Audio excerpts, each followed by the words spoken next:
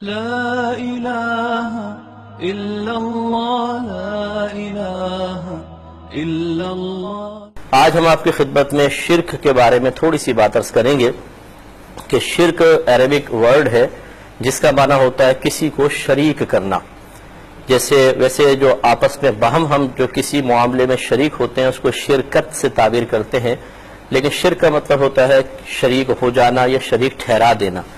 اللہ تبارک و تعالیٰ کے لیے جب ہم کہیں گے کہ اللہ تعالیٰ کے ساتھ شرک کیا، یا دینی اصطلاح کے اندر اسلامک ٹرم میں جب ہم دیکھیں گے کہ شرک کیا ہوتا ہے تو اس کی تعریف یوں بنے گی کہ اللہ تبارک و تعالیٰ کی ذات یا صفات میں کسی غیر کو شریک کر دینا شرک کہلاتا ہے۔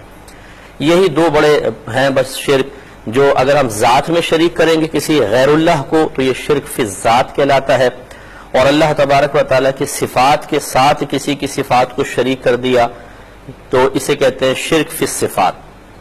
اب اس کی مزید تفصیل تھوڑی سی ہے۔ شرک فی الذات کا مطلب ہے کہ اللہ تبارک و تعالیٰ کی ذات میں جن چیزوں کا ماننا لازم ہے ان چیزوں کو بعین ہی کسی اور میں تسلیم کر لینا، یہ شرک فی الذات ہوگا۔ مثال کے طور پہ اللہ تبارک و تعالیٰ قدیم ہے۔ قدیم اسے کہتے ہیں جو ہمیشہ سے ہو، ایسا کبھی نہ ہو کہ اس کی ابتدا ہوئی ہو، وہ کہلاتا ہے حادث کہلاتا ہے، یا جدید بھی کہہ سکتے ہیں آپ اس کو۔ ویسے قدیم کے مقابلے میں حادث کا لفظ آتا ہے، حا الف دال اور سا، جس کو اردو میں سے کہتے ہیں، اور شروع میں حلوے والی ہا ہے، حادث، یہ لفظ یاد رکھیے گا۔ تو قدیم وہ ہے جس کی ابتدا کوئی بھی نہ ہو، ہمیشہ سے ہو، تو اللہ تبارک و تعالیٰ قدیم ہے۔ اس کی صفات بھی قدیم ہے کہ ہمیشہ اس کی ذات کے ساتھ قائم ہے، اور اس کے علاوہ جتنی بھی چیزیں ہیں جو اللہ نے پیدا فرمائی جس کو عالم کہا جاتا ہے، یہ سب کا سب حادث ہے، یعنی پہلے نہیں تھا، بعد میں معرض وجود میں آیا۔ لہذا اگر کوئی یہ کہے کہ میں فلاں چیز کو قدیم مانتا ہوں تو پھر وہ شرک کا مرتکب ہوگا۔ دوسرا ہے اللہ تبارک و تعالیٰ کی مثل کسی کو واجب الوجود سمجھنا۔ واجب الوجود اس ذات کو کہتے ہیں کہ جس کے خود موجود ہونے کی کوئی علت، کوئی سبب نہ ہو، وہ دوسروں کے لیے، دوسروں کے وجود کے لیے علت اور سبب بنے۔ جیسے معاذ اللہ اگر کوئی ایسے ذہن میں آئے کہ اللہ تبارک و تعالیٰ کو کس نے بنایا، کس نے پیدا کیا، تو جواب یہ ہوگا کہ اللہ کا کوئی بنانے والا نہیں، وہ تو ہمیشہ سے ہے۔ اچھا، پھر کائنات کو کس نے بنایا؟ اللہ تبارک و تعالیٰ نے بنایا۔ اس کا مطلب ہے کائنات کے وجود کا سبب یا علت اللہ تبارک و تعالیٰ کی ذات ہے، لیکن چونکہ اللہ تبارک و تعالیٰ ہمیشہ سے ہے تو اس کے وجود یا سبب کی تو کوئی علت، وجود کا کوئی سبب نہیں ہے، وجود کی کوئی علت نہیں ہے۔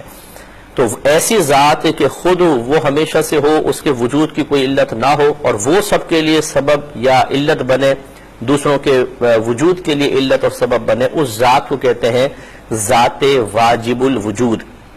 اور اس کے مقابلے میں جس کو وہ پیدا کرتا ہے انہیں کہتے ہیں ممکن الوجود۔ اگر یہ لفظ یاد رہے، کبھی اس کو شارٹ کر کے بول دیتے ہیں واجب اور ممکن۔ اللہ تعالیٰ کی ذات واجب ہے، ہم سب ممکن ہیں، تو اس کی پھر یہ اصطلاحی اس کی تعریف یہی ہوگی کہ واجب وہ ذات ہے جو ہمیشہ سے ہو، اس کے وجود کی کوئی علت، کوئی سبب نہ ہو، کیونکہ وہ ہمیشہ سے ہے۔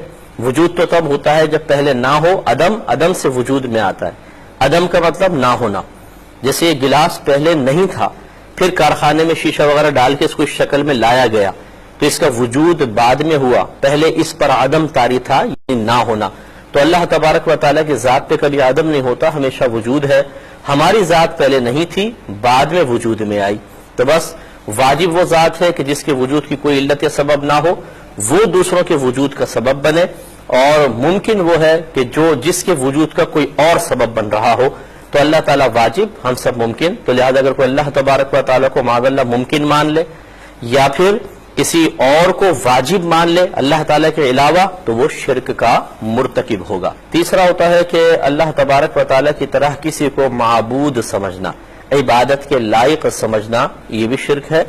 اور چوتھا یہ کہ اللہ تبارک و تعالیٰ کے لیے بیوی یا اولاد تسلیم کر لینا، یہ بھی شرک میں آتا ہے۔ جیسے کفار میں سے بعض فرشتوں کو اللہ تبارک و تعالیٰ کی بیٹیاں کہا کرتے تھے، یا کوئی معاذ اللہ حضرت عیسیٰ علیہ السلام کو، یا حضرت عزیر یا حضرت موسیٰ علیہ السلام کو اللہ کا بیٹا تسلیم کرے بالفرض، تو یہ شرک میں آئے گا۔ یا بعض حضرت مریم رضی اللہ تعالی عنہا کو، بی بی مریم کو اللہ تعالیٰ کی زوجہ قرار دے دیتے ہیں، یہ غلط ہے۔ اللہ تعالیٰ ان سب سے پاک و صاف ہے۔ ہمارا قرآن عظیم صراحتاً ان تمام چیزوں کا انکار کرتا ہے۔